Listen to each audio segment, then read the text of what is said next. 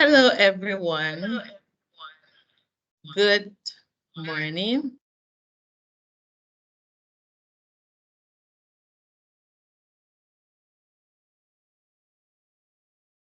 Good morning. Thank you for joining today's webinar. Yes, thank you for joining. We're starting in 2 minutes. This is a good time to invite someone to join your fellow business owners.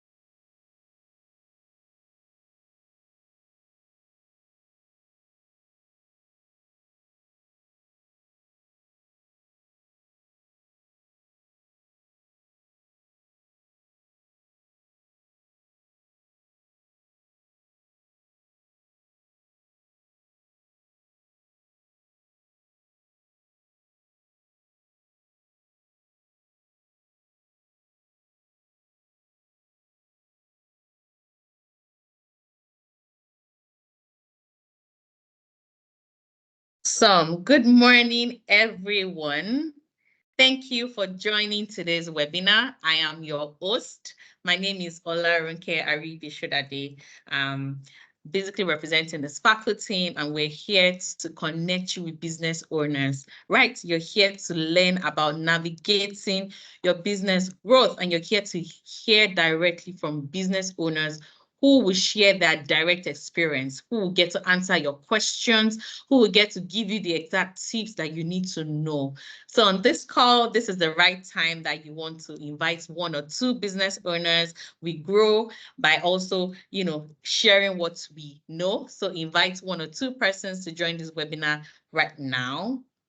And let's interact in the chat box. Drop us your business name and where you are also connecting with us from this morning. So let's quickly do this exercise in 2 minutes. Drop your business name in the chat box and where you are connecting from this morning, while you also invite someone to join this webinar.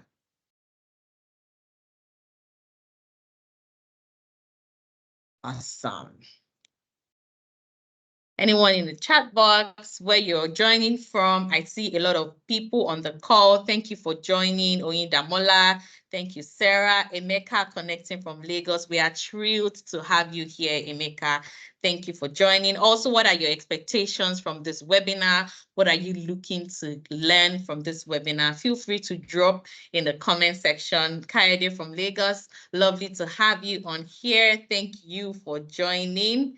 Thank you for joining. Are you inviting one business owner in your circle? Make sure that you're inviting someone to be a part of this immense success. Awesome. Ayomide from Uganda. Beautiful. Lovely to have you here, Ayomide. Jane connecting from Lagos. You are welcome. You are in to learn a lot for your business this morning. You want to know what you need to do to grow your business in the digital world as we are right now thriving. You're here to learn more. So let's have more in the chat box. Drop your name, where you're connecting from, your business name, and what you would love to learn from today's webinar. Awesome. So while we do this, let this video play.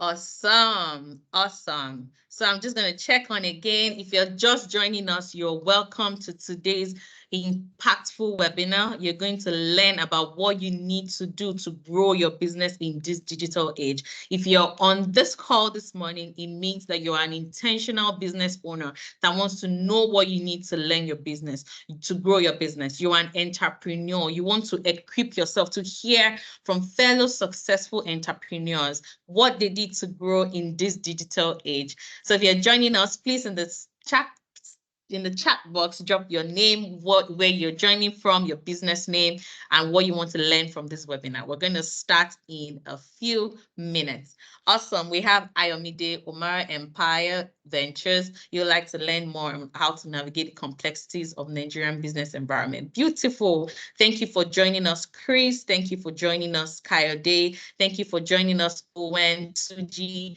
Sharon. We're excited to have you on here. And just like you mentioned, you're going to be going with a lot of freebies on this call today. As business owners, we at Sparkle, we're going to give some selected business owners here amazing gifts. So for joining early, you get to have amazing gifts such as your business support services, free insights from the Sparkle team.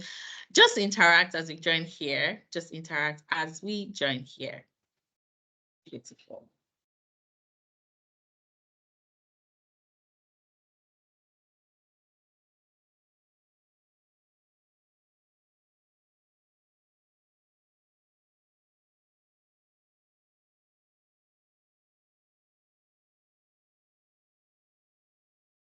There's no way I can give you without being on the screen. Yeah.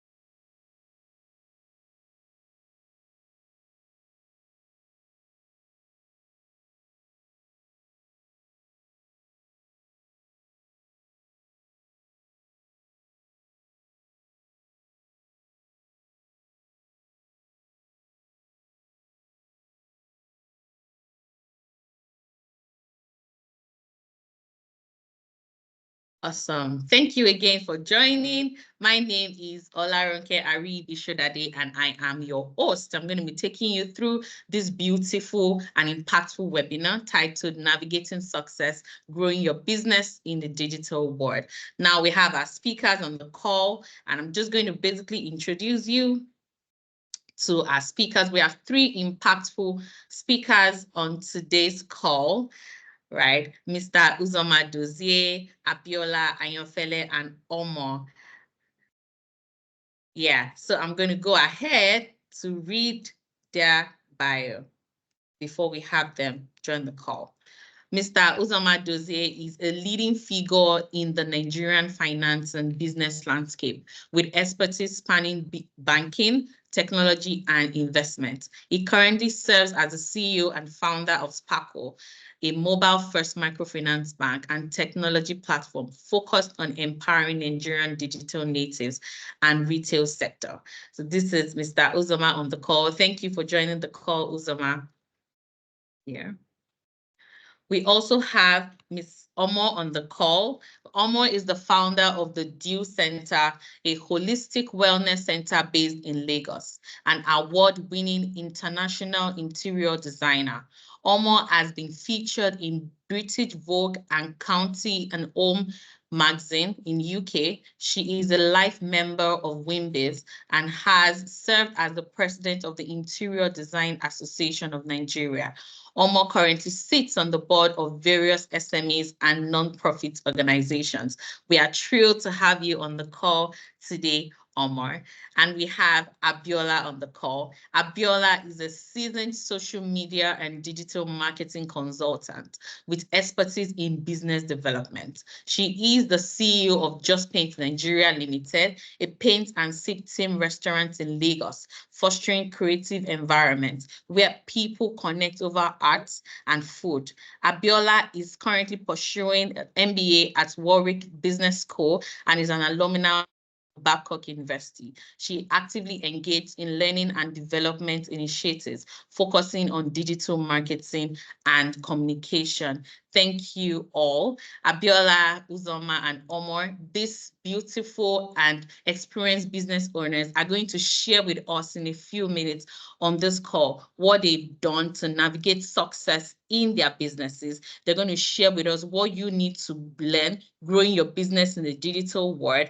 And as you know, when you registered for this webinar, you had some questions already that the speakers of this conference is going to take their time to basically answer your questions for you. So right up now, we're going to start with Uzoma. And while he's speaking, business owners, you have the chat box to drop your questions. If you have any questions that you want him to answer as he's talking, please drop in the chat section so that once he finishes speaking, we can get to you and for you to answer those questions. Hi, Uzoma. Good morning. Are you here? Hi, good morning, Ronke. Nice to be here. Awesome. Nice to have you here too as well. We are thrilled to have you in today's session on here. So just before we begin, just one or two statements. How do you feel excited about today's webinar? Well, yeah, of course. Happy to be here, sparkling. Of course, it's always good to interact with people, understand people's journeys, and also share, and hopefully give some advice on how people share my own journey, and hope that makes an impact to other people. Awesome. Awesome. Okay, so we have some questions for you this morning that being business owners would really love to hear from you this morning. And I'm going to pick up from empowering MSMEs and SMEs. Basically, right, Uzoma, considering your passion for empowering SME businesses, what do you see as the most significant barriers that these businesses face in the financial services? Basically, how are you building Sparkle to, work on these barriers that business owners face accessing finance as one major tool to grow their business in a digital world? Oh, thanks. Thanks for the question. I think the biggest challenge for any business, first of all, I think from a market context, the ease of doing business in Nigeria is, there's no ease of doing business in Nigeria is very, very hard, whether you're big or whether you're small. And so there are many blockers. And we have a long way to go. But I think small businesses face a bigger challenge because it's difficult for them to get financing. And I think I think this is going to be, I'm going to keep mentioning this. I think the biggest problem that they have is information. People, it's information from the perspective of the person that they are asking for financing. Banks do not have enough information on your business. And when I say information, not the information that you tell them, but independent information. And so, when you want to lend to, when you want to decide whether to give a small business a loan, there are two key questions. Ability to pay and willingness to pay. Ability to pay is, your financial records. Willingness to pay is that things go wrong, or will you be able to pay, or will you find a way to pay? Now, most businesses run their business from a cash perspective, and so they don't capture the record, they don't capture the data.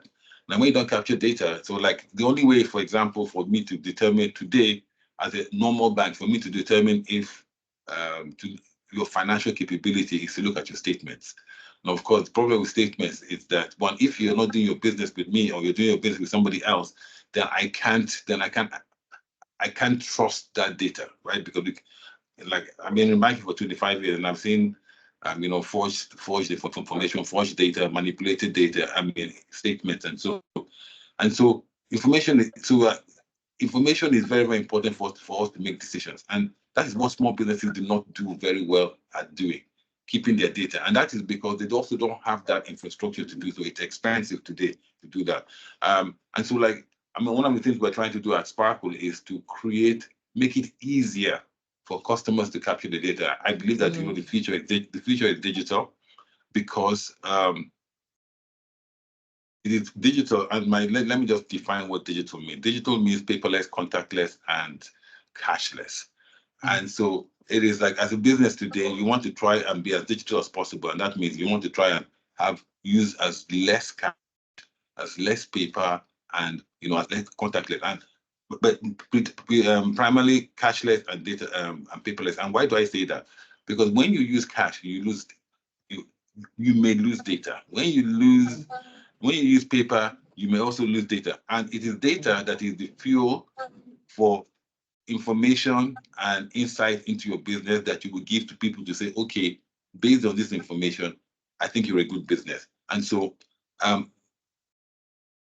Sparkle is about helping people gather their data, turn it into information, so that people can make decisions on their business, whether it's a customer, whether it's the bank that you want to access financial services, or whether it is a potential investor as well, who would say, okay, based on your information on your people, your inventory, your customers, how you collect your payments, I think you're a good person to partner with.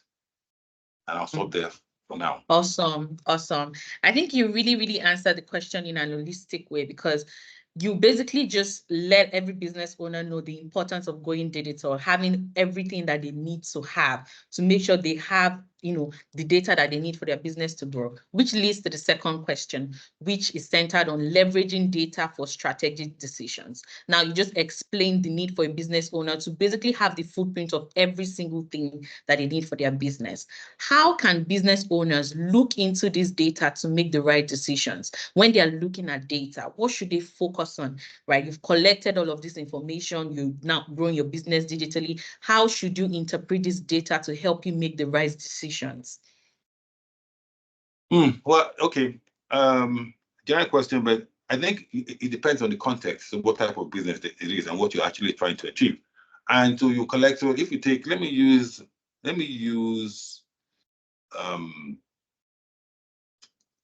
simple working capital cycle. And then what Sparkle business is actually built upon. It's built upon the business cycle. And business cycle is, you have inventory. So you have inventory, that is your stocks. You have your customers, and you also have people that actually sell. So like in Sparkle business, you will see people as people that that you pay to help you run your business.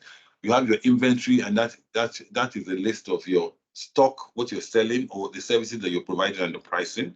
And then you have your customers. Then you also have, of course, invoicing.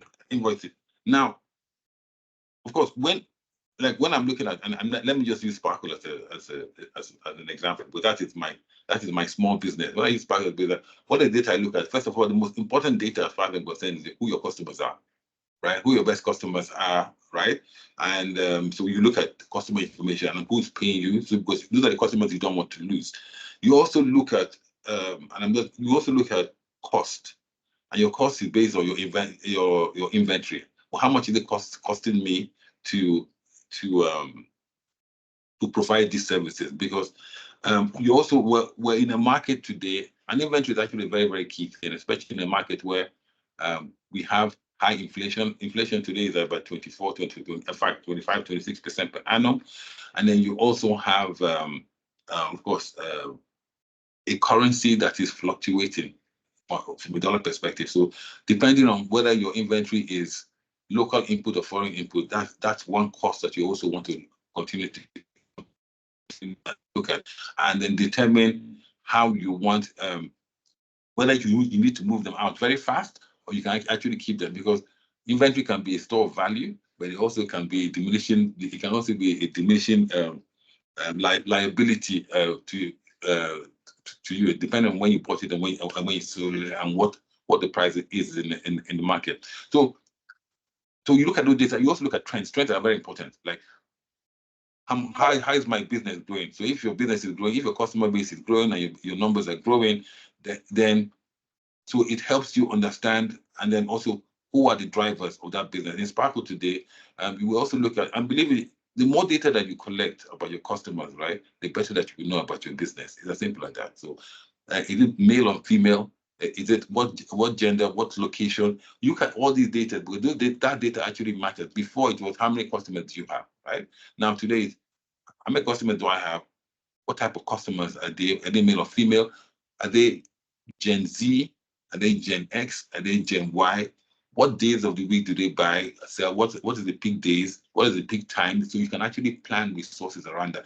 When you have that kind of information, you know, it helps you allocate resources effectively. So for some time, for example, instead of opening your business to 8 hours a day, you might find that it's only 3 hours a day that I need to do that. And if you're opening only 3 hours a day, imagine the cost that you're going to save, especially when you have, you know, the cost of logistics, the cost of electricity. Those are the things that actually bring this down. So it's actually the more data that you have about when people are buying, when people are selling, where they're buying from, where they're selling from, you know, the better your decisions you're going to make on running your business cost effectively and profitably. Wow, And you can only do that by capturing data. Data, yeah. Thank you very much. You basically just highlighted the importance of capturing data. And I love how you started by saying that, you know, the most important data for you are your customers, right? I know there's this saying that says customers are literally the lifeline of a business, right? I'm not sure, you know, if that's still true, but yeah, customers are the lifeline of a business, which leads me to my next question, which is on building a customer-centric business, right? With your experience in creating what you've done so far, what strategies have you found the most effective in building a customer-centric business model? Now, we know that, you know, your customers are important. How do you continually make sure that in all that you're doing, your customers appear first? You know, they appear as the most important. So, I mean, the only way to like do that is actually understand your customer's journey and understand your customer's journey is actually working that journey. You know, we started Sparkle, so like Sparkle is a good example of that. So we started Sparkle because because I use Sparkle to do because I was trying to solve a problem for myself and my friends, right? I was trying to solve on the individual side. So let's take the two sides of Sparkle, the individual and the business, small business. On the individual side, there are many things that I was doing with my other financial service partner that was limiting, like that did not sync with how people live in Nigeria. So let me give you a simple example. So, you know, for example, I'm very simple. So like on Sparkle, you have request money. And why did we develop request money? Very, very simple. You know, sometimes you send someone, I'll send my driver to the shop to get me to, first of all, go and buy something for me. And I don't know what the price of that thing is. So what will normally happen would be that he will get there, he will call me, he will tell me the price. I'll go to my banking app. I will now, and I might be in a meeting, I would now open the app, get his account his account number, and send the money to him. He would now open his app, and that was about 7 or 8 steps. Now today we request money that he goes into. So I tell him to go to the shop. He goes to the shop. He sees the price. The price is 5,000 naira. He requests 5,000 naira from me. I see the request. I press 2 steps. So we have taken an 8-step process into 2 steps, and that is what we are trying to do as Spark. We're trying to automate. We're just trying to understand this is what would normally happen, right? A disruptive way of making a payment, and we have simplified that. We simplified that payment. And there are many more things. Sparkle Pay, allowing me to send money to people or tip somebody, especially in trying to drive cashlessness. If I want to tip somebody, how do I tip them without actually asking them for their bank account? All I need is actually also surprise someone. All I need to do is create a payment link and send it to the person. And even if I even if I don't even have the person's number, but I see their DM on Instagram, on Twitter, I can actually surprise them and just send them that. So that's actually the beauty of that, understanding how Nigerians behave. So financial solutions for Nigeria. The second one on the business side is that everybody has a side gig in Nigeria. Everybody, I have like 3 or 4 side gigs, whether it's a consultancy or what. And starting a business, I mean, like running a business effectively, right, is expensive if you do it the traditional way, especially if you want to be, and this is very, very important, if you want to be inclusive, because when I say inclusive as a small business, I mean, running your business in a professional manner. And that's what Sparkle Business. I was trying to enable small businesses to be formal and to be professional. And the professional means just tapping your data, understanding your information, and to grow your business, you need to be able to access resources from society. You need to be able to be, tax compliant, legal, and everything.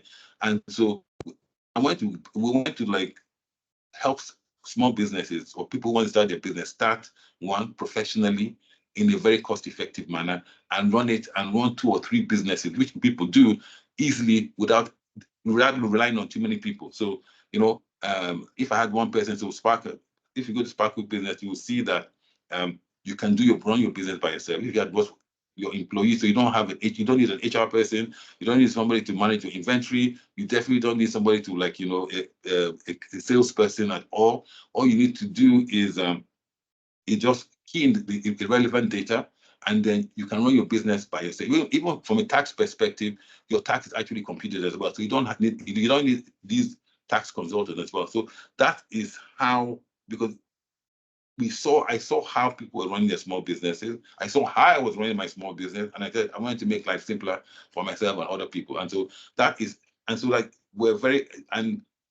fact of the matter is that we built our businesses, we built our system around what customers do.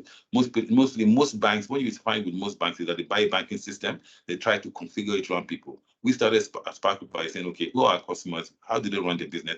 And let's build the solution around them and not make them change their business.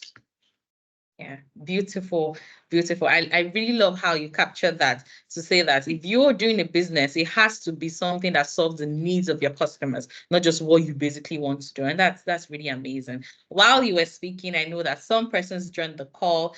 So this is a good time to drop questions in the chat box if you have any question that you want Uzoma to touch on before he leaves. This is his final question.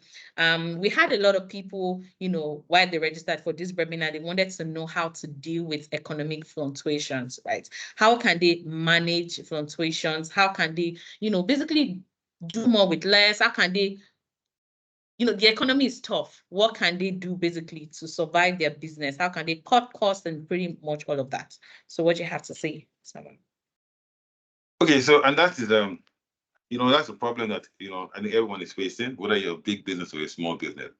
And that saying, do more with less is one of my favorite catchphrases, because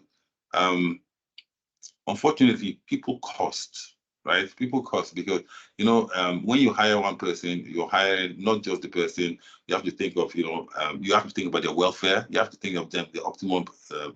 Have to optimize them. You can't just human beings are not robots, right? They have feelings, they care, they break down, they make mistakes and everything. And of course, so in this type of economy, it's important to understand 2 things. So what I always say, like, and a simple example would be like knowing what your fixed costs are and what your variable cost is, right? Your fixed costs are your fixed costs. And knowing your fixed cost and your variable cost helps you understand what your break even. So if I know what my cost, let me just give a practical example. If I know that my total cost for a month is 300,000 naira. My total cost is 300,000 naira, and so it means that my cost per day is 30,000 naira. It's 30 days in a month. So it means that for me to break even every day to cover my cost per month, I must try to generate 30,000 naira in sales. Now, it's for some people, they are unwilling to. So that means you must understand what your margins are. This is my cost price, and this is my selling price. Now, sometimes you find that people give discounts, right, and lose margin. And you think, why are they doing that when they bought this at a particular price? Because your replacement cost is going to be high, but you want to you need to get rid of stuff before it becomes, because you need to get rid of, and you need to cover your costs. But if you don't cover your costs, you won't be able to pay your expenses for the next month, which are salaries, electricity, and things like that. So sometimes it's, first of all, understanding what your daily costs are and trying to cover them. If it means giving discounts, right? As long as you're not like giving discounts, because if you don't do that, you won't be able to. But the whole idea of being in tough times, which you are in, is to survive, right? You're now in survival mode, because those who survive, in the end, when the economy turns around, there'll be fewer players and there'll be more business, and that's when you thrive. So, like in hard times, sometimes it is just trying to make sure that your business survives. Because if your business survives, there'll be less of you and there'll be more customers at the end. But it goes back to that. What I said, no, that's where being digital is key, because it allows you to capture data, so you know where it hurts, where you can cut costs, where your customers you're going to hold on to, because that is what you need, and then you're going to provide more resource, allocate more resources to those customers, less to the ones that like there's some every business has this. There are customers that like you and if you don't look at your numbers well, you will allocate more resources to them, and they are your least profitable customer. So it's very, very, very key. Thank you so very much, Uzoma. You've basically captured how to deal with economic inflation. Look at where you need to basically cut your costs, do the actual mathematics, and then you see that question there. Before you go, I just have one last question, which is building a digital first business model. I can see a question here from a customer that says that how can she even control theft even when she has CCTV camera in her business, right? She wants to be able to control that theft. And I think it ties into the final question we want you to answer. How can you build a digital first business model? Now we have these business owners, they already know that, oh, I need to go digital. I need to put all my products and pretty much all of that. What are the steps that they can take now to begin to just transition to selling digitally and then being able to track everything that they do? Okay, that's a good question, and it will depend on your type of business. But like I said, digital, right? Remove cash from your business, remove cash, remove paper. When you remove cash and remove paper, it means that now and then, and the CCTV is a great idea, and the beautiful thing about CCTV, because it's also digital, and so you can actually see from wherever you are, because you want to be able to run your business. And I'm so happy that like I think we have one of our guests, Just Paint. She's running her business from remotely. And so she's probably going to be the best person to answer that question as well. But the fact of the matter is that once you have less cash in your business, right, it means that there's no temptation, because cash is temptation, right? So cash is temptation. So rules, they're the same. Rules are not there to keep bad people away. Rules are there to keep good people honest in their moments of weakness. And so remove the cash, right? You have your CCTV, but also and invest in technology. And when I say invest in technology, I mean and technology is the phone, your mobile phone. So even enable your staff with the mobile phone so they can access those services that allow them, one, to communicate with the customers, with you effectively, for them to take payment as well, because you have QR code payments and all.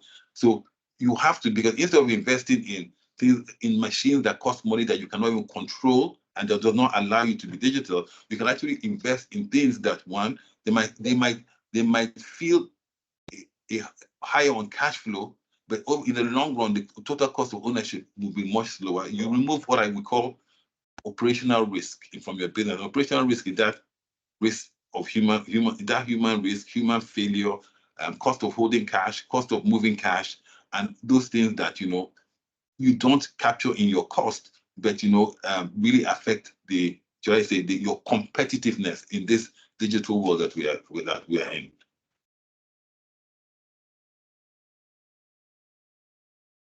Awesome. Thank you so much, Uzoma. Before you leave, there's a final question. Let me read it out here. It says, how about a business that is people intensive? How can such a business cut down on people without their core business operation being affected?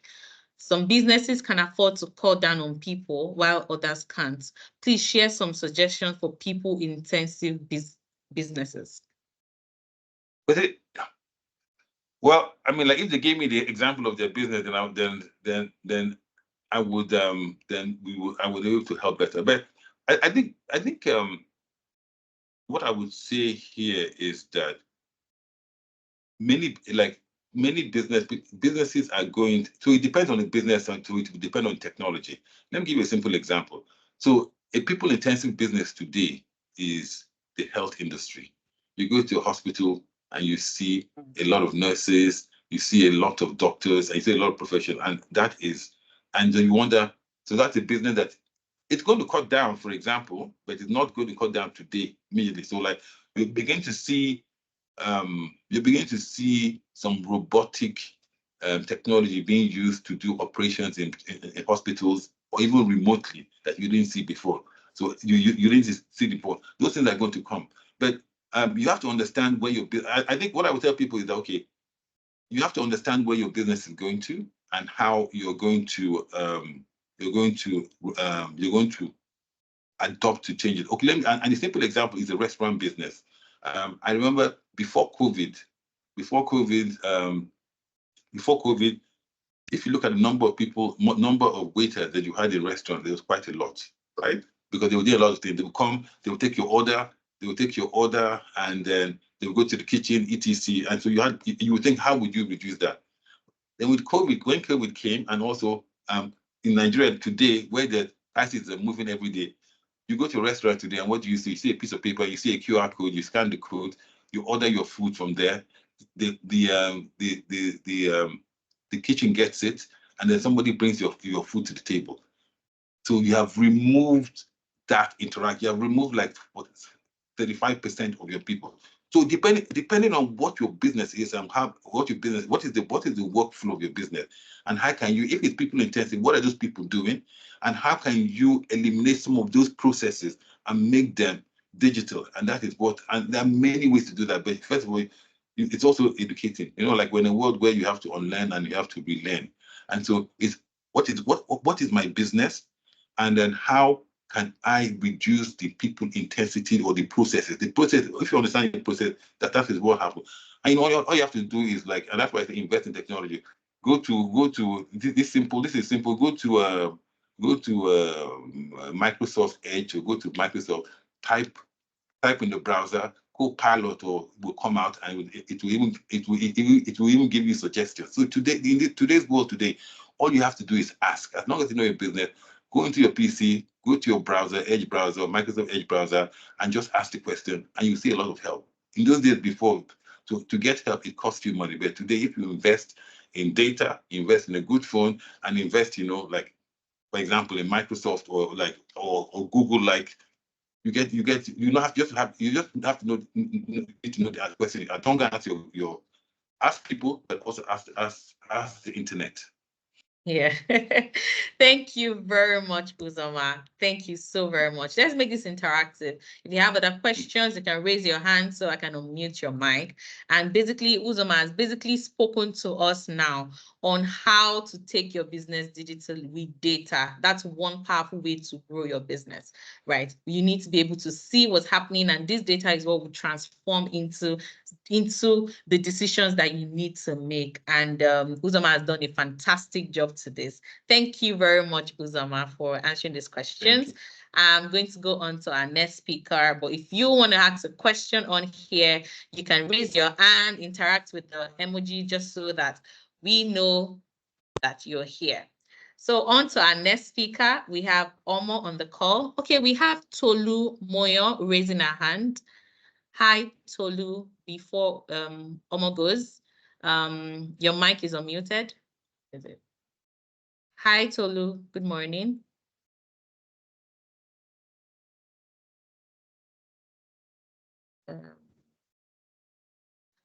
Your mic is unmuted now. You can speak, Tolu. Yeah, hi, it's he. Is he? Can you hear me? Hi, good morning, Tolu. Nice to have you here. Yeah. Yeah, I think it's a he, not a she. Yeah. So, I mean, quick question, directly directed at Sparkle. So, I know a bit about Sparkle, but I'm just wondering, what exactly is your USP that makes you attractive to SMEs? I mean, I'm sure you know because I mean you're a data-driven company that SMEs are like the major driving force for most economies, especially like in economy Nigeria, where there are over 40 million SMEs. So, do you have any incentives or like SME centric or SME targeted products or services or solutions that SMEs can tap into?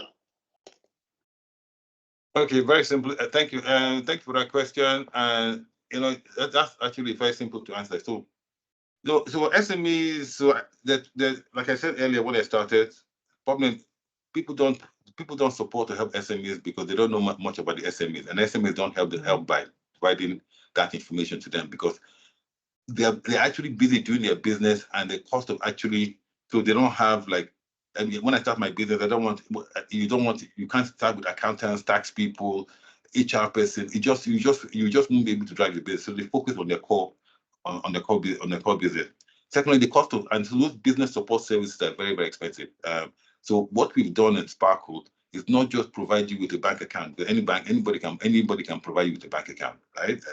Just go to any of these traditional banks. But what we did was we provided a platform of support services that you would, if you went to actually access them individually in the market, would cost you a lot of money. So what did we provide? We provided you with a payroll platform that you consider you can pay your people that you work with, and then you can also pay them. So you can pay them, and you can also have professional in a professional way. So they can do their tax, their pension, etc. An inventory management system, a simple basic inventory management system, invoicing, so that you can actually send invoices to your customer in a very professional way, and they can just click the link and pay you back and pay into your account. So we provided a platform that enables you to key in your data, and then they give you information and insights about your business, right? That information that you can give to people. And for me, that's probably one of the most valuable things that we have actually done. We actually did. When as the market opens up and you now have access to open banking. Open banking is where it puts, and why I'm excited about open banking.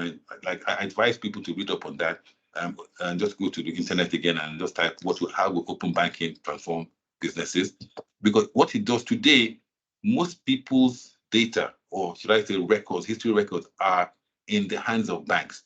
And so like if I've done all my, and I'll just use anybody, if I've done all my business in Guarantee Trust for the last 20 years, I can't take that data and give it to Access Bank. Access Bank will tell me, you need to bank with us for 6 months before we can even access your business. Now with open banking, it now puts the power of, so all my data, all my access, all my transactional records I have with GT Bank. Please, GT Bank, give it to Access, Access Bank. Now, if you look, and one thing I love about Sparkle is that it's not we collect our data, your payment, all those transactions that you do is enriched with a lot of information. So as you build your history with Sparkle, you're building enriched data unlike other banks. And so when somebody wants to see the information that you have gathered, and you take your Sparkle data to another partner on another platform, you're giving them rich data. So we're helping you build rich data that will create better information and insights. And the better the information, the better the quality of insight, the better decisions you're going to make. And that is what makes the difference between good businesses and great businesses, the ability to make the right decision. And that rests on the type of information, that your quality of the information, and how accessible it is. Simple example today is that, for example, if you want to quickly, if you want to want to find out if who paid you, if one of your friends, if you paid one of your friends something about 3 months ago, what would you do? You go to your app or whatever, your statement. You now go and print out or start going through 3 months of statement and looking at looking for the particular person's number. On Sparkle, all you have to do is just go to my activities, click on the person's name, and every activity that you've done with the person since you started Sparkle just comes up. And that's the power of, accessible information in the time that you need it. And that's what we bring to the table. And that's why we're different. And that's what our USP is. Our USP is quick, enriched, accessible information for you to take the best decisions. Awesome. Thank you very much for answering that, Uzoma. So let's move on to Omon. If you have any other questions as the session is going on, please keep your hands raised and we'll take them after the speaker finishes speaking. Hi, Omon. Good morning. Morning, Ronke. Can we Good all go morning. home now? It's like Uzoma said. Yes, he is taking a very good part of the webinar. Awesome. I'm Actually, really excited to hear start from my you bit, this morning. do you mind if I chip into a couple questions that were asked of Uzoma? Yes. Awesome. So there was a question about people-intensive businesses, and I run 2 people-intensive businesses, and post-COVID, we're able to reduce the number of people that we employ simply because we're using digital solutions, right? So for my interior design business, for instance, there's a lot of now remote working. There's a lot of using more digital tools rather than having to meet in person or visit sites in person. A lot of the members on my team, I don't actually see, right? I have people that I'm working with that I've never met. And it also helps to reduce payroll because you're able to ramp up on a project by project basis, and you don't have that sort of heavy overload because you're able to interact and collaborate remotely. ChatGPT is my new best friend. Honestly, hours of research, hours of like, who needs a secretary to draft documents anymore when you've got these easy, simple to use tools? And then for the Juice Center, which is a wellness center, it's another example of a business that you would imagine, well, how can you run a physical wellness center without people?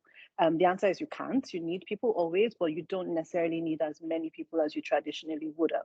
So we run an 100% appointment booking only, right? So you don't just have staff sitting around wondering if a customer is going to come in. You know exactly who's coming, when they're coming, what they're doing. And so you reduce that sort of downtime when people are not really being productive. We also, even in that business, you work with a lot of other partners as well, including one of the speakers today, Just Paint. So you're able to sort of reduce your overheads by collaborating with other people, and digital tools allow that. So the platform that we use for appointment bookings, all our consultants and therapists can see it. So they're also not rushing to the Juice Center unless they have an appointment. And then the last question about Sparkle's USP for SMEs. I'm a convert, I use Sparkle business. A couple of things that I will add to what Uzoma already said is, first of all, the ease of opening bank accounts. I have multiple businesses, and on my phone, I can literally open my app and there are like 6 different accounts. I can see all of them one time, and I can switch between different business and my personal account really quickly. The stash tool, brilliant. So as a business owner, you know roughly what percentage you're budgeting for certain expenses. You know what you're likely to pay at the end of the year or month in taxes, and the stash tool just allows you to immediately just put that away, and you're less likely to dip into, because I think a lot of small business owners can have that tendency and temptation to just see cash there, and you're like, let me just pay for lunch. But then if it's being stashed away and you can see the different things that you're putting the money away for, then it helps sort of build those healthier business habits. The request tool, super easy. Again, running multiple businesses, it can sort of do your head in when people are all over the place wanting things. And it's super easy. All my staff have Sparkle accounts as well. So if you need to pay for something, you need to pay an artisan on site, you can quickly request it and get it approved in seconds. And then just saving time. I don't remember the last time I went into a bank, into an actual bank. there's an account I don't use and I haven't used in years because they insist I come into the bank and I'm like, ain't nobody got time for that in 2024. So for me, that's one of the benefits of Sparkle Business. Awesome. Thank you so much for sharing your thoughts on that, Omon. It is so beautiful. And one of the exciting questions that, I have here from you, again, these are the questions that the listeners have said they want to, have as speakers listen today. And there's no one that will perfectly answer this question than you, right? So we're talking from ideation to action. How inspiring, I mean, there are a lot of entrepreneurs, they struggle to move from the idea stage to the execution stage, basically. So can you share insights on how they can overcome this hurdle, particularly how digital tools can help you aid this transition? How can you, as a business owner or an entrepreneur, you have this business idea in your head, you're just struggling. How can you move from this idea stage to execution stage? And basically, what tools can you use to help you fast track, this as well? Awesome. So the Juice Center is a business that I started during COVID lockdown. Well, an idea that began to crystallize and develop during COVID lockdown. And I would say that was prior to COVID. I used to shy away from tech. It wasn't my friend. But I began to see, tech solutions and digital platforms in a completely different light. I began to see them as tools to empower and tools to give you the freedom to do whatever you want to do wherever you are, right? So just that sort of shift in mindset.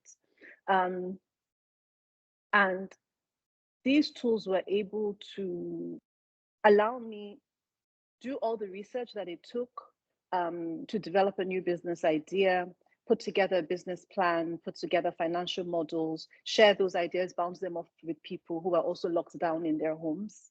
And, also just look at other models around the world of people who had done something similar, right?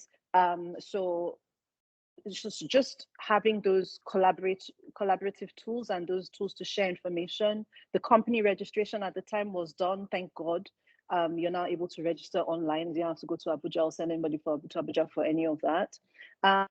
It also forced me to begin to think, I guess because of the time I started the business and the experience I already had, different to my first business, I then began to think about a much more lean approach to, okay, so this new thing that I'm doing, how do we just keep the teams as lean as possible?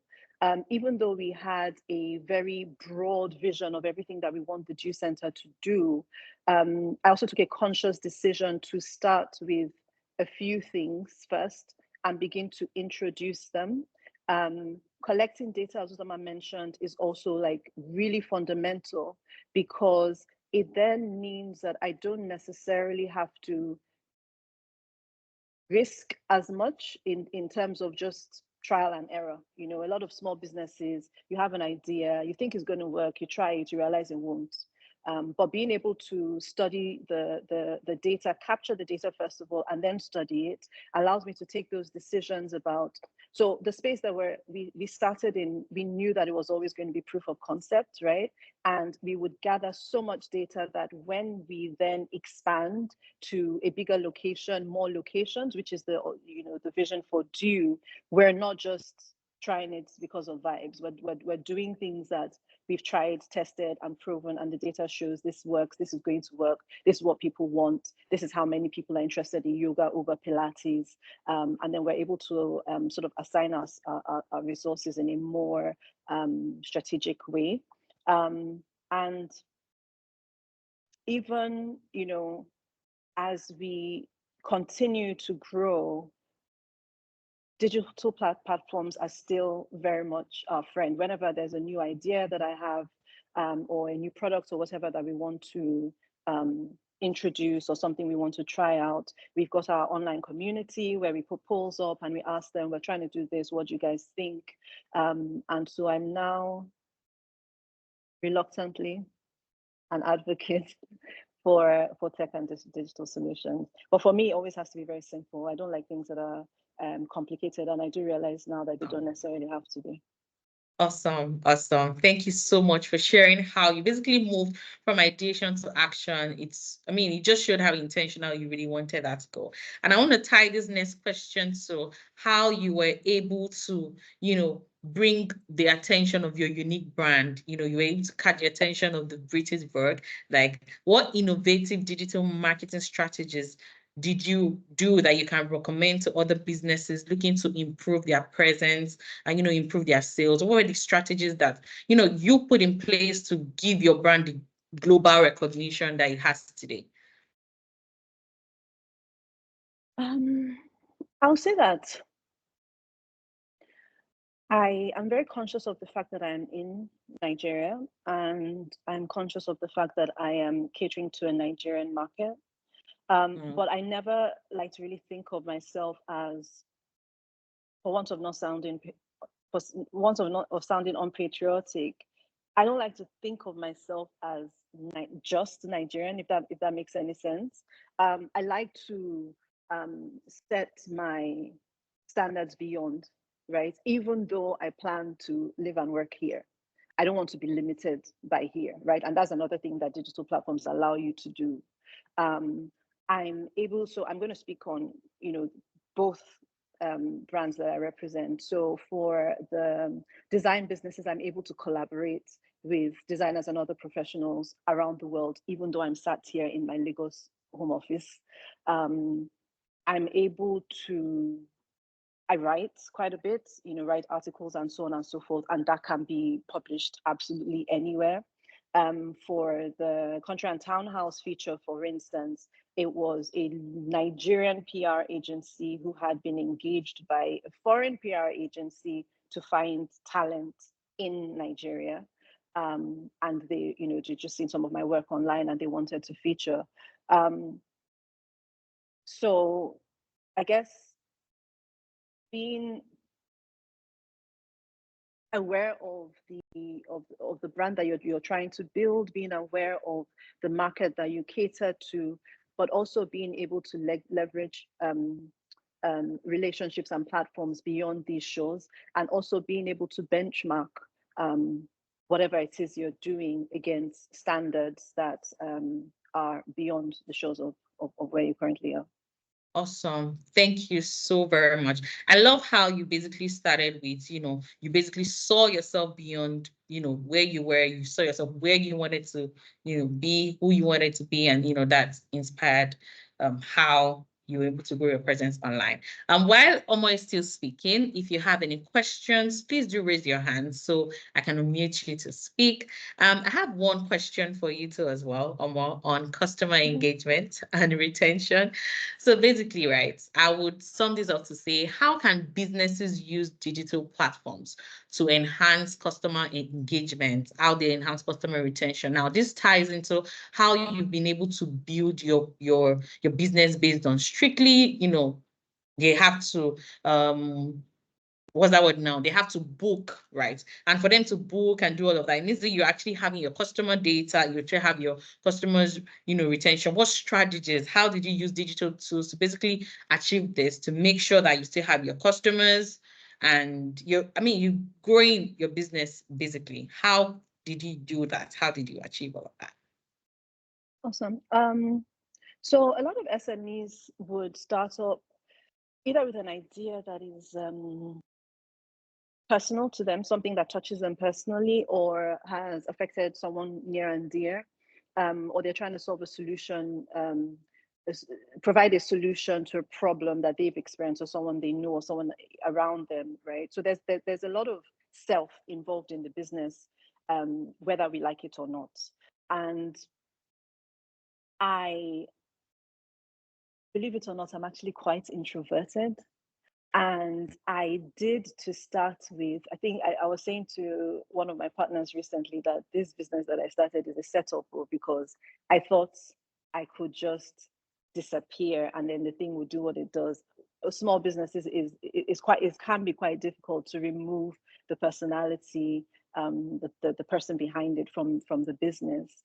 And so I, started looking for tools that will help me be myself, right? That will just allow me to be me and do my best self but also be good for the business. We started off with some really convoluted and complicated platform that was supposed to handle CRM and inventory management and all the things. And it was just even building that solution was just so frustrating for me. We'd have meetings and I'm like, I don't even know what these tech bros are talking. I don't know what people are saying, right? And then we switched a year and a half ago to something that was just so simple and intuitive. And then it just made that process a lot easier for me. It made it easier for me to share information with, investors and shareholders of the business as well. Whenever someone visits the Due website, I get a notification on my phone. My directors get a notification, and so that they know that things we're working, things are happening, right? We also make sure that we take people's information. We assure them that we're not trying to just randomly cold call you and bombard you, but we're trying to understand what your habits are, what you like, what you enjoy. And so the next time someone who books a massage comes in, even if you're being attended to by a different therapist who's never met you before, she already knows your preferences because it's there on your account, right? So it says the temperature of the AC, some like it hot, some don't, right? It says what sort of fragrances you like. She already knows, and so you really feel like you've been touched personally, and your peculiar or particular needs are being catered to. As an introvert, Instagram is the way that I express my crazy personality. Like, there's so many people who I meet for the first time and they're chatting with me like we're friends. Like, I feel like I met you, like I know you. Digital platforms allow me that opportunity to connect with people while not having to deal with the anxiety that I get when I'm faced with people. So I can literally in a day reach 1,000 people, but it still feels very intimate. Like, I'm just talking to one friend. And then we of course have our other online platforms where we try and keep, people engaged. And, I like to be really real and open as much as possible. I'm not trying to as much as possible. And I find it very, that sort of sense of community, even on a digital platform, is really encouraging as a small business owner. Sometimes when we have struggles with the business, I share it online, I share it on WhatsApp, and you see people sending messages that just give you that reason to just keep going, right? Running a business anywhere is difficult, particularly so in Nigeria. And sometimes you just need a community member to say that this thing you're doing, we love it, we believe in it, we want you to keep going. And that's going to be the difference between shutting it down today or just keep going and getting through those initial hurdles until it's smooth sailing. I hope I answered your question, although I forgot what the question actually was.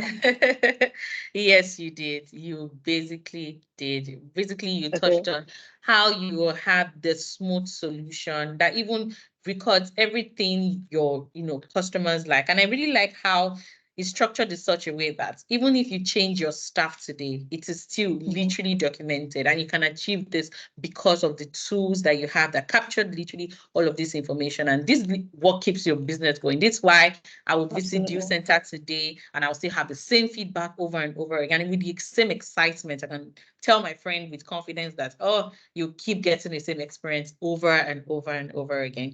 Now, before you 100%. Go, we have a question that just dropped here, and it says, as your business was growing, right, what data told you you needed to scale, and how did you do it? Especially, like, what data, what information did you, prompt up that you needed to scale, you needed to change maybe your tactics or, what it is?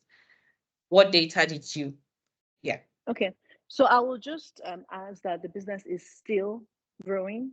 And so we're still on a daily basis learning and relearning. We have a number of different products and services that we offer at the Due Center, and a number of different combinations. We also have a limited physical space, right? So when we're taking bookings, okay, let me take a step back. When we were developing the business, there was a financial model that said these are all your revenue streams, and these are the assumptions, these are the likely projections, right?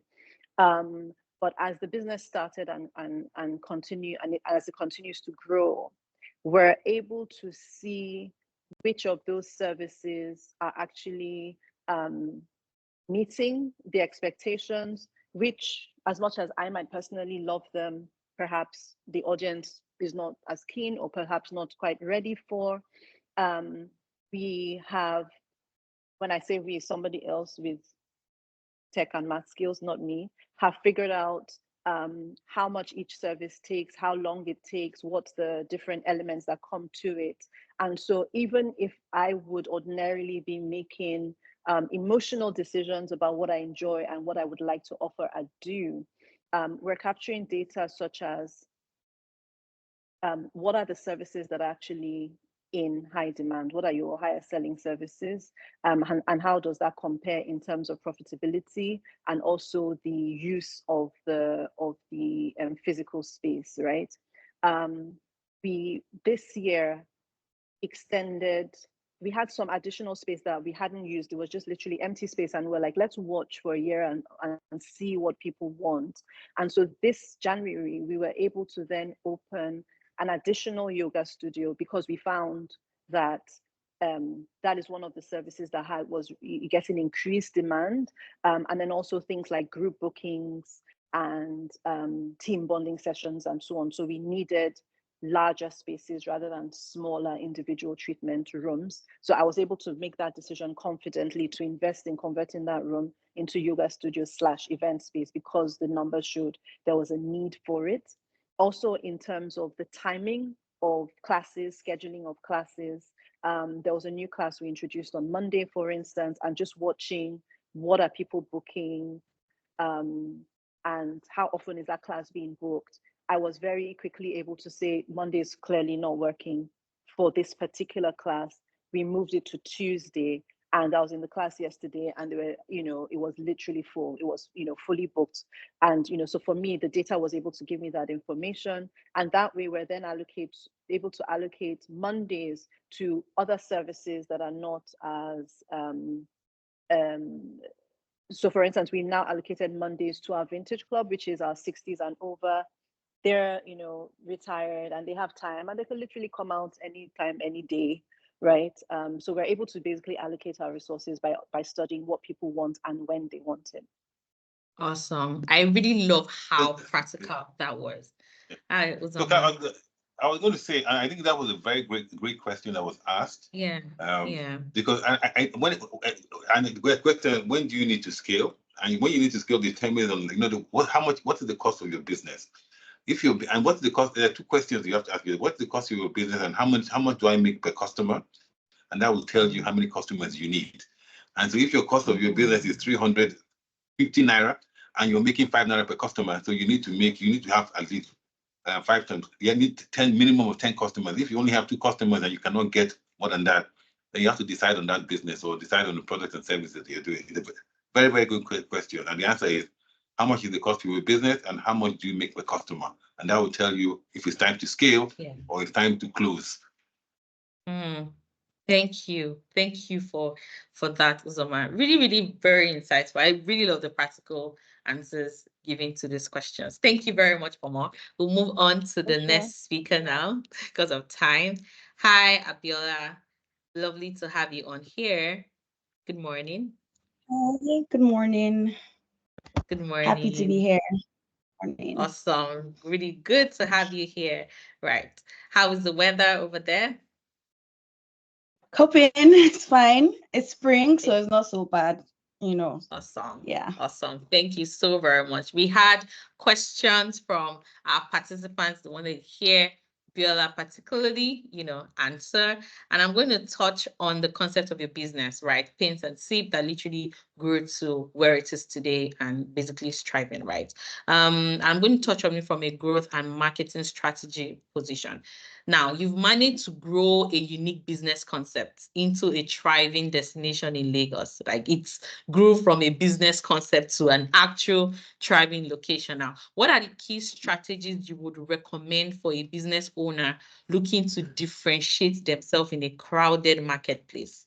Right? How were you able to, achieve all of that? What strategy can a business owner learn from you to achieve that in their own business and their business idea?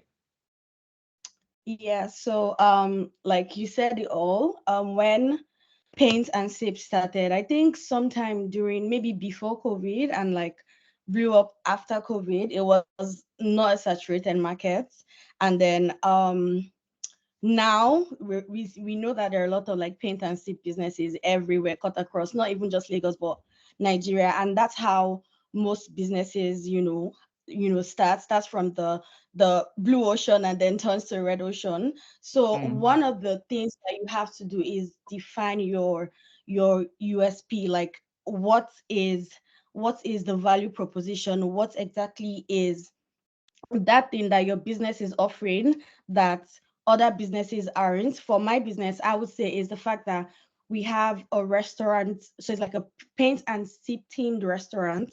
So it's a restaurant where you can come and do like different activities, and it's just different. People partner with restaurants, we do that, but you can come to a space, yes, you can book, but you can also walk in and do anything you want. You can paint, you can drink, you can eat, you can play games, you can do karaoke. So it's very important for you to define your UVP and also communicate it, because you can have these unique value propositions, but if you are not communicating, if you're not letting people know or your customers know, this is what we do, this is what we are all about, then they wouldn't know, and then they'll just slide into like another business that is basically taking money off the table. So you need to define your UVP, and you also need to communicate it.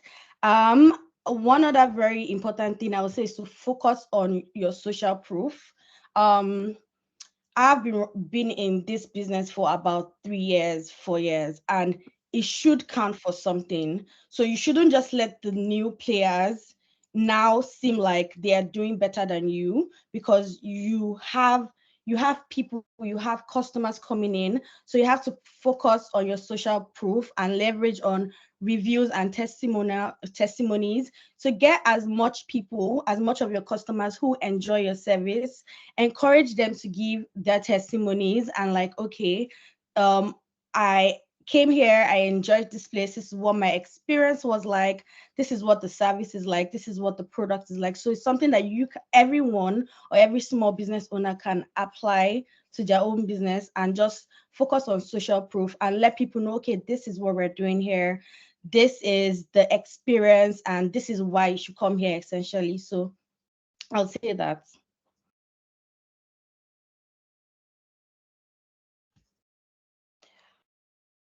Oh, sorry, I can't hear you.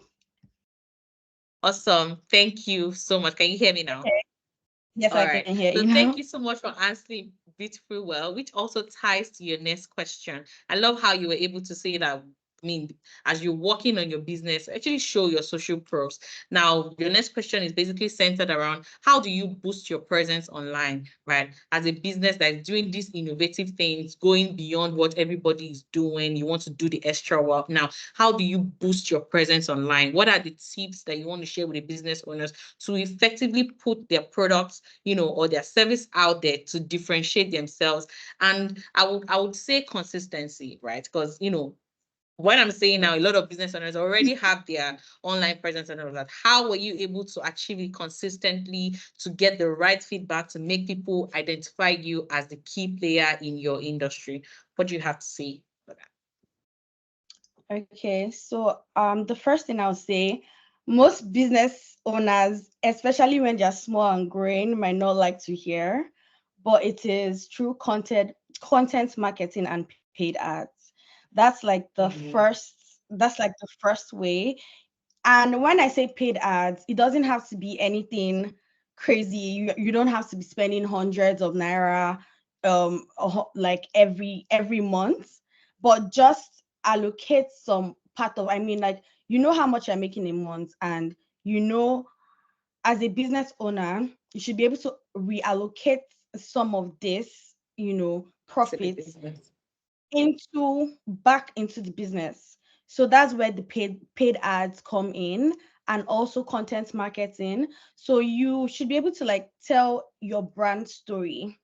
And I do that with not only with my business page, but with my personal page. I make it a point of like business to not go one day without posting something on my personal story as the face of the business. And even if you are running a business that you're not necessarily the face of the business, you should find other ways to boost your business, even if it's by, you know, getting your friends to spread the word, or you spreading the word yourself, getting your employees to, you know, just make sure that people are always talking about your business. That is like one of the quickest ways to get people knowing that, okay, this business is in existence, this business is running, this business is a growing business. I would also say, you know, the things we all know, leverage on social media marketing, Instagram. I'm an Instagram girly. I'm always on there making sure like getting the trends and you know, posting the reels, making sure that my business page is active, then also leveraging on email marketing. So there's this thing where like a customer is basically, you know, making a booking, right? Like Omo has said. And some people might not be at that stage where Omo is at, that has like the digitalized way of booking, right? But as little as when someone's trying to make a booking on WhatsApp or social media or Instagram or Twitter, ask them for their email, ask them for their email address, ask them for their phone number. They would give one of the two. So if you build your marketing list, your email marketing list, or, you know, phone numbers, you would be able to encourage these customers to return. So when you have like new promos, you have new events, you have like new services that you have to render, then you have something to fall back on. You're not always looking for new customers. You have an existing customer list that you can send them and say, oh, hey, this is what we're doing. And in essential, that boosts your online presence because they're always in the know about what's happening in your business. So yeah. Yeah, I really, really love that because, yeah, I love that you even able to touch on businesses, for example, that they're not the face of the brand. As long as you consistently, you know, create a method around it. And one key thing that you said, you make it very important that once a day, at the very least, you're sharing something about your business.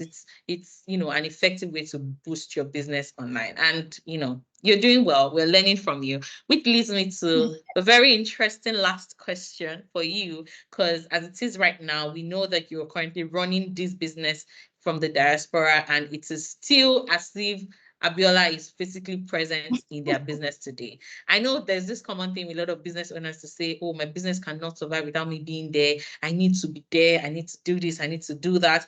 Pretty much all of that. How can you help us get away from this mentality, right? How did you manage to grow your business remotely, not even like remotely in Nigeria, out of the country? And what tools did you use basically maybe to control what's happening and just have insight into what you're doing? Honestly, I didn't even believe that was going to happen. And when I initially made the decision to do my MBA for my personal development, it was an internal struggle. Like, do I want to just close the brand and save my brand name, rather than not being there and things going bad? But what I said was, you know what, I'm going to try. I'm going to do like I'm going to do my best. So I did put a lot of things in place before I'd left.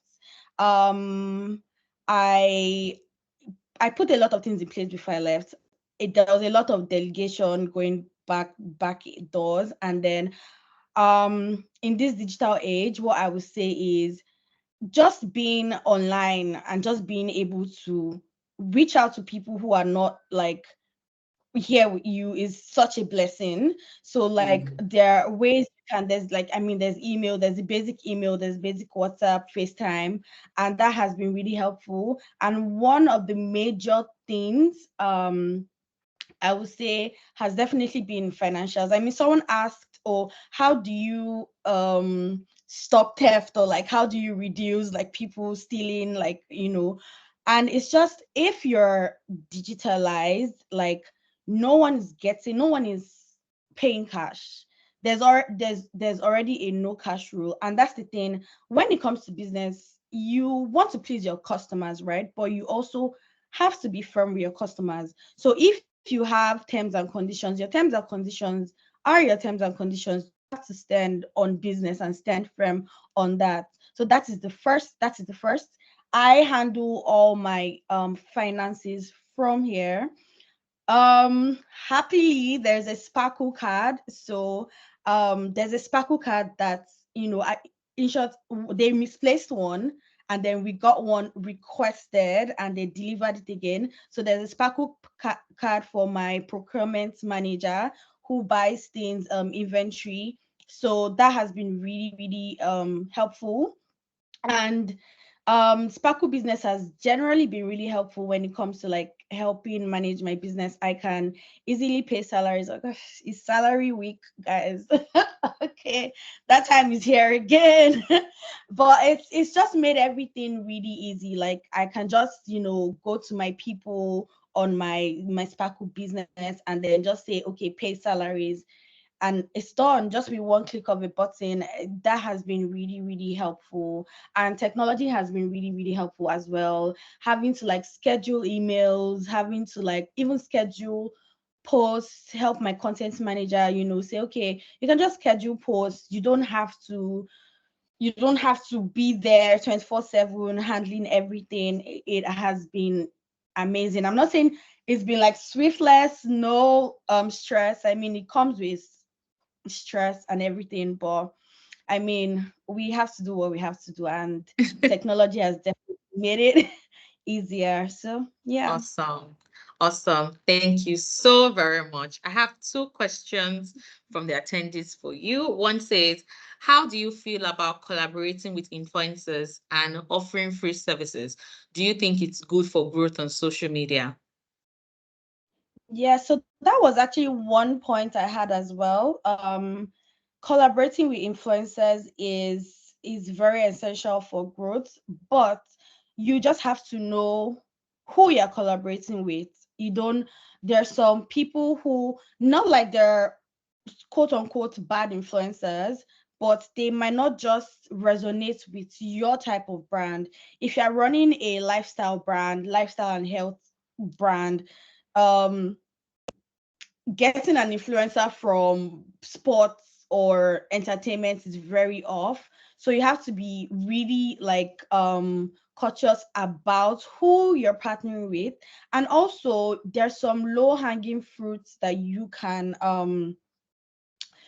are some low hanging fruits, influencers, or not even influencers. They can be businesses like you who like share the same vision with your business that you can partner with. Like for example, I've partnered with Sparkle before. During like our 1 year anniversary, we did like, you know, a collaboration on an event, and it turned out really amazing. You know, the turnout was great and stuff like that. I've also partnered with Dew as well, and some other maybe restaurants, some other businesses. So it doesn't always have to be those influencers with the big names that, you know, with the big numbers, if you can't afford it. And it definitely has to be someone that resonates with your brand. It can't just be an influencer from nowhere, and it has to be someone who loves your brand as well, because there's no influencer that would be able to advertise your product or your services without them knowing or even using your products and your services. So Yeah. Well said. Beautifully said. Right. Who you partner with matters a whole lot. And I love how you're able to, you know, shed light on that with example. The final question here says, how do you stay ahead of actually, new... I think before the final question, and I liked for that final question, I think so let me just do a bit of Sparkle marketing here. And I think the whole idea of Sparkle too was actually creating an ecosystem for small businesses. Now, one of the things that small business, even we as a small business try to do sometimes is go for the big partnership with big corporates, right? And that's always a big mistake, because with the corporates, they're always going to screw you because they always have the leverage. Now, so the whole idea of Sparkle business, Sparkle and Sparkle business, is to create an ecosystem so that small businesses can partner with each other to grow. So like it is growing your business with like people, instead of trying to grow your business with big players who interest is actually to take advantage. And so do you Just Paint are part of that ecosystem, and what we want to do is grow that ecosystem so that we can create that access to market. One of the problems of small businesses is access to market, and so Sparkle. So the whole idea of Sparkle is not just about banking or financial services, about growing that ecosystem so that we can all partner together and all grow together, including Sparkle. We can only be as big as our ecosystem is. Yeah. Well said, Uzoma. Well said. Thank you so very much. Now, Abiola, the final question for you says, how do you stay ahead of new players in the paint and sip space who literally offer similar services as you, and they are constantly trying to copy everything that you do, right? How do you, manage all of that and still maintain your share of the market, basically? Well, I mean, it's always a consistent battle. Basically, it's always a consistent battle. People are always doing things similar than you, but similar to what you're doing. But I would say you generally, right? I've always had this mindset of, you know what, I'm just going to do what I'm doing and not look at competitors. And I think that's one thing that I'm grateful for my MBA program, because they have made me understand how much understanding or seeing what your competitors are doing, and making sure that you are 2 steps, 3 steps, 4 steps ahead of them. I always say that if you're not being copied, then you're not doing something, you're not doing anything, you're not doing the right thing. So I mean, it's fine, but the most important thing is making sure that the customers you're servicing them properly. Customer service, customer experience is one of the ways that you can differentiate yourself from any other person that is out there in the market. Making sure you're consistently serving them properly, making sure that you're consistently improving your services, and that improves your growth as well. You can also have like customer segmentation as well, because at the end of the day, people say the sky is big, you can't service everyone. So as a business, you should have a customer segmentation. You should know the customers that you want to serve based on their behavior, based on the activities. So for me, I would say, okay, I'm looking to service people from the age of 20 to 30 who want to have fun, who are doing birthdays, or they're doing anniversaries, or they're doing bridal showers. I would leave the kids. I mean, at times we do get kids, like we do get kids who want to come paint and sip, but I would say that is not our top customer segments, basically. When you know your customer segments and the ones you are appealing to, it becomes easier to differentiate yourself from that market. So from me, I would say 20 to 40, and then the corporates, I'm like, okay, this is the people who are bringing in the most money, the corporates who are doing 50 people, 100 people, 200 people. Those are the people I want to service. So I'm like, I on the game, like that is who I'm looking to target, and I'm doing that. And just also making sure that you're improving your services. That's where the customer service comes in. Making sure that you're improving your services, and the focusing on social proof as well. making sure that if there's anything I know that I have is my brand name is Just Paint NG. It is my brand name, because I've even come, when I came here, like people were saying, oh, funny enough, they have been to my place before. And I was, wow, that's some of my classmates who are in Nigeria as well. And also leveraging on networking as well, and like getting people to say, okay, you know what, this is what I do, word of mouth, tell a friend, tell a friend, tell a friend, and yeah, that's it. Focusing on networking and also leveraging your social proof is really important as a small business owner. Awesome. That's Awesome. it. Thank you so very much. You answered that question beautifully well, right? I know that there was a time I was catching up with Uzoma, and he basically mentioned, we're talking around the same topic, and he had to say that it's not about, who started it first. It's about who did it well, who executed it well. And then you are able to know that this paint and sip is wild. You can decide to attend to kids, can decide to attend to adults. You basically crafted your own segmentation and you focused on it. And I think the same should apply to every business owner. And whatever, that your product you're selling, service you're offering, you need to know who is for you and continually, give to that particular set of people. For example, just like Abiola said, kids paint and sip is totally different from handling adults. And then, if you're trying to copy what someone that is doing kids is doing and you're handling adults, it's literally a massive fail for you.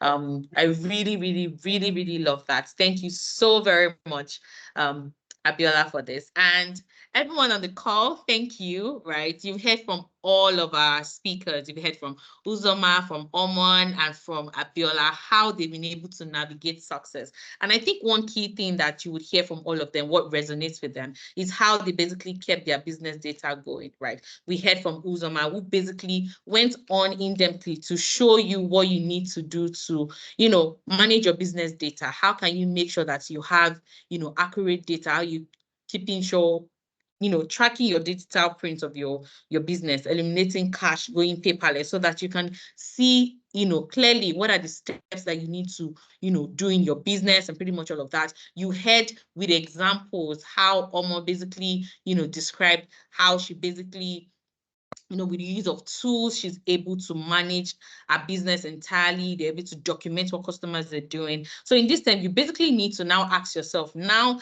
I've heard and learned from experts, from actual business owners that have grown their business. How did they do it? Through documentation, they're able to navigate success through the tools that they have. And I basically just want to tie up everything that you said with Sparkle Business, and why the Sparkle Business tool is the one that you should get, on board for your business today. And one thing to also add is the Sparkle Business tool is completely free, and it's a cool app that gives business owners access to your business in minutes. It's basically I usually say that it's, your business on your phone. Is basically on your phone. You have everything that you need to run your business. Is it your inventory, your accounting, how you send how money, how you relate to your vendors, how you relate to your customers information. Pretty much all of that is available on the Sparkle Business app. You can capture your data. You can capture when you make a sale, how you make the sale. You can capture your, your staff, when you pay them, when next salary is coming. You can capture your taxes, which is one thing that business owners should have, at the back of their hands today. Know how much you're actually supposed to give to Caesar, right? We have this free tool built to help you do this, right? And what are the reasons why you should try Sparkle Business? I mean, we built this tool basically to help businesses like you to go digital, to navigate success, to put that data in your face, the data that you need to make the right decisions, right? And we also know that small businesses are quite important. If you look around today, even while Uzoma was speaking, there's nobody here that would say that, probably have a side also or have a business. Businesses are what drives a society, right? And that's one of the key reasons why we built this super impactful tool for you as well.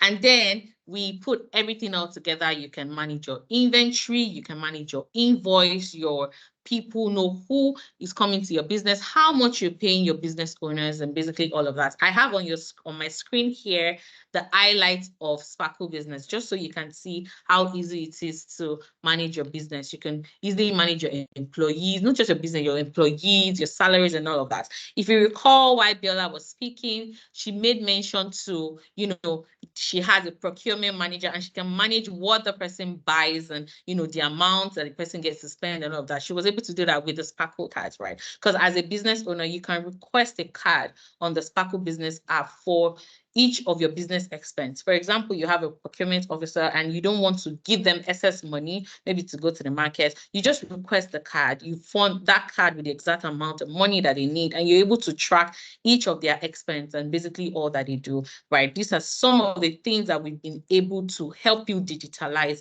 in Sparkle today. With your inventory, you're able to know what you have in stock, what you've sold, which product is selling the most, which product you should buy more, and which service you should, even pop up more, because that's what people are offering today. Like I said, data is key, and these are the informations that you need to have in stock with you, right? So Sparkle Business also integrates accounting tools, and we give you the visibility that you need to make the right decisions, the reasons why you should have a Sparkle Business account, right? So as we end this webinar, does anyone have any question here?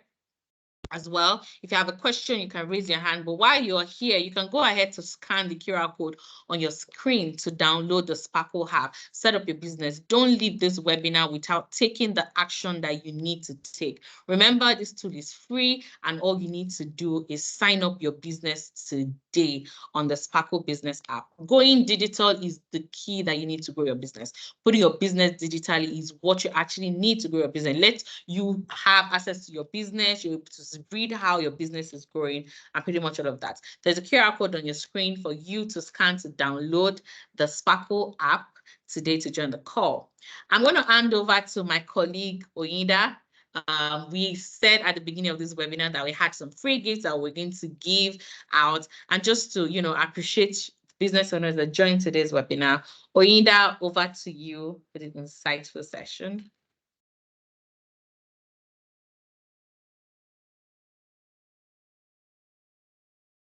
Hi, Oyinda, you are muted.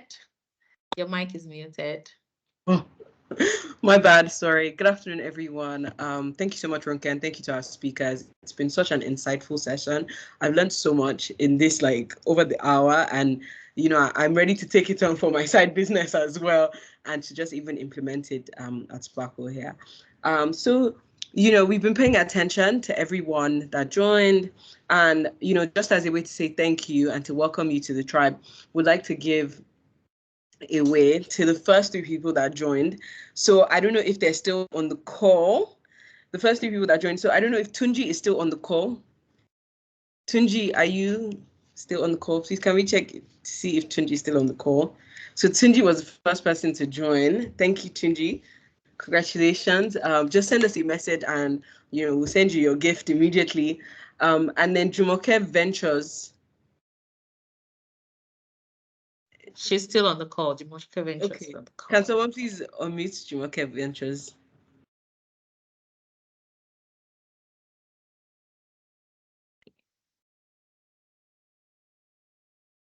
Okay, she dropped off. Well, just say she can send us a message so we can. Okay. So Jumoke Ventures is definitely send us a message. And Unachi Jane. I don't know if Jane is still on the call. No, she dropped off. Oh, she's here. Okay, but those were the first. Okay, she's here. Okay, Jane congratulations, Jane. Jane Congratulations to the 3 of you for joining first.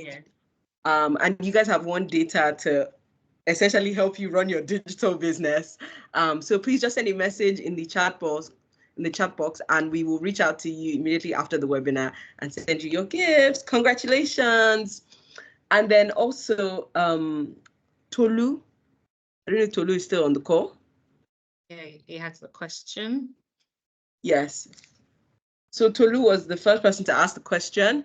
Again, he gets data as well. So congratulations to Tolu. When Oma was speaking, one of the things that she had mentioned was about business registration, and she was like, "Oh, she's thankful that she didn't have to go to Abuja or any long process to register her business," which I thought is so cool because I don't think a service people know that we offer at Sparkle.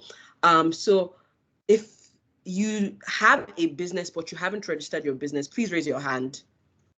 We would like to gift one lucky person free business registration and just help you out through the entire process of registering your business. Okay, we have hands up. We have hands up already. Awesome. I've taken note of the person. Okay. Any more hands? 2 people now. Okay. Give you guys a bit more time.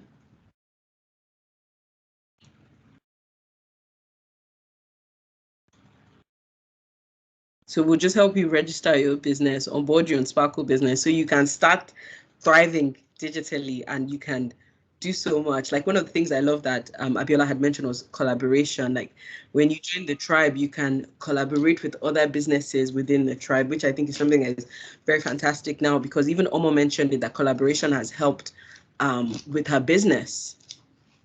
So anyone else? Anyone else? Free business registration is going on. Can we all raise your hand if you need one? Okay. So today our lucky winner for the free business registration is Jumoke. So congratulations, Jumoke. Yay. So please drop your email. Yeah, she'll drop her email so we can get in touch with her. But yeah, for everyone that still remain here, it means that you at this point are still getting value for your business. And thank you for joining this webinar. And again, it means that you really wanted to know what it is that you need for your business to grow, right? And we have come to the end of this session. Thank you. Thank you for joining. We are also we have a Telegram community where we are helping businesses to grow. It's called Growing with Sparkle Business. And if you would like to be a part of this community, we're going to send you an email where you can join this community for free and not only wait for webinars like this to get insights on what you need to do, right? You also have interactive business owners where you get to learn from them. We share tips on how to grow a business and pretty much all of that. So you'll get that in an email. Do well to join the community too as well. So as this is, thank you so much for joining today's webinar. We are grateful that you joined and have a fantastic rest of your day, everyone. Bye-bye.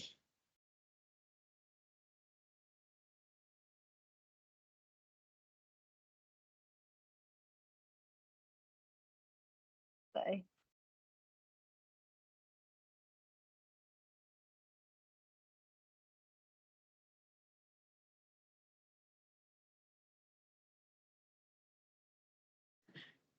Thank you to all our speakers. We appreciate you. Thank you, everyone. God bless you.